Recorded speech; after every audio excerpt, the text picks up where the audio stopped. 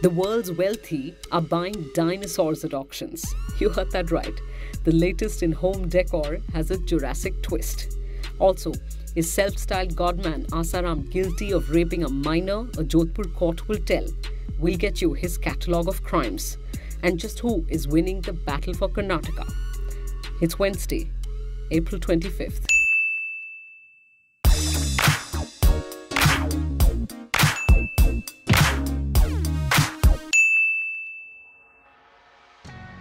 We're not in the mood to tolerate nonsense, is how Jodhpur's police chief characterized his force's preparedness to deal with potential violence from supporters of self-styled godman Asaram Bapu. These images of devotees of another self-proclaimed Guru Gurmeet's Ram Rahim going on a rampage after he was convicted of rape are fresh in memory.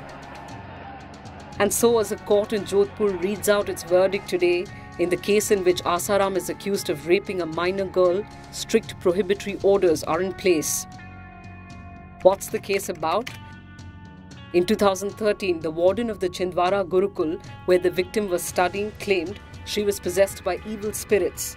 And so her parents, both long-time devotees of Asaram, brought her to the Jodhpur Manai ashram to be exorcised, to be healed.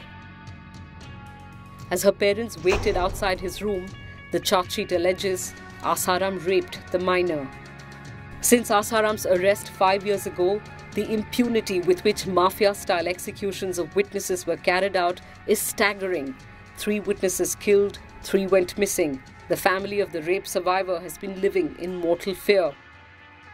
Intimidation and murder of witnesses also characterize the fight for justice in another rape case, in which Asaram and his son Narayan Sai are accused.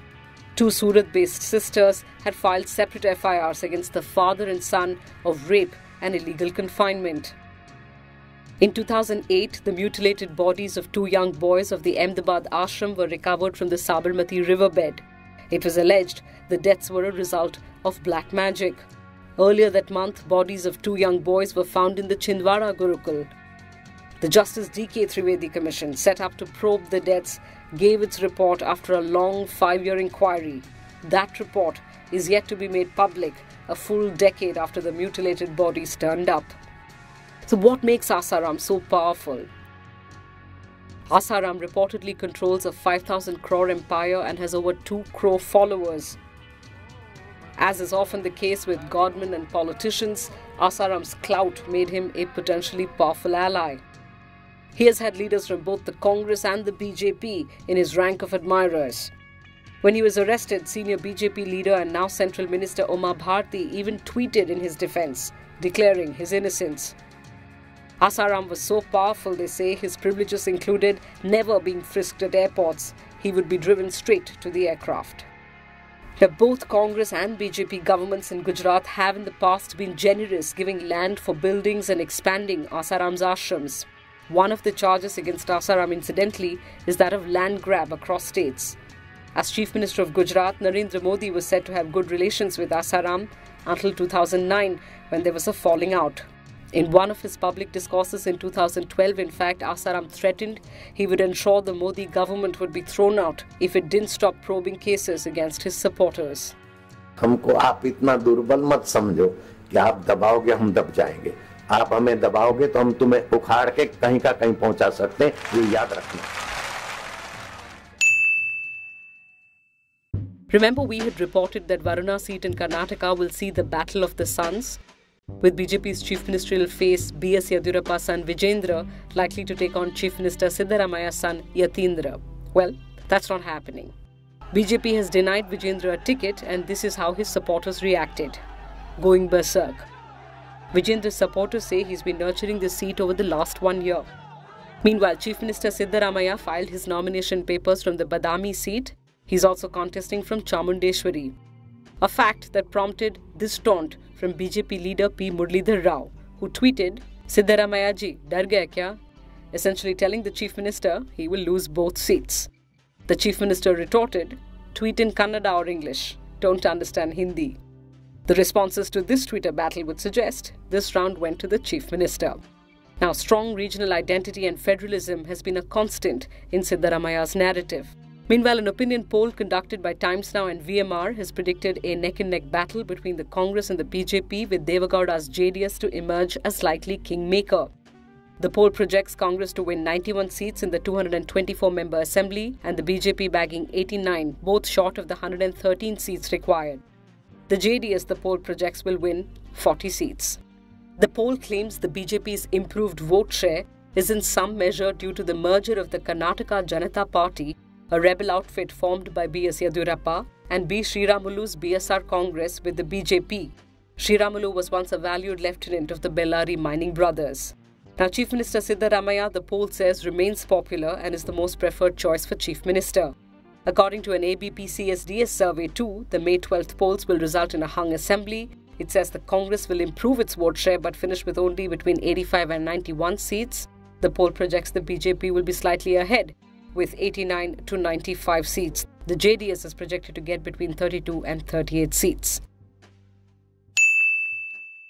So, do the results of the two opinion polls suggest that Chief Minister Siddaramaiah's move to grant religious minority status to the Lingayat community will not be a big factor in these elections? Tough to say.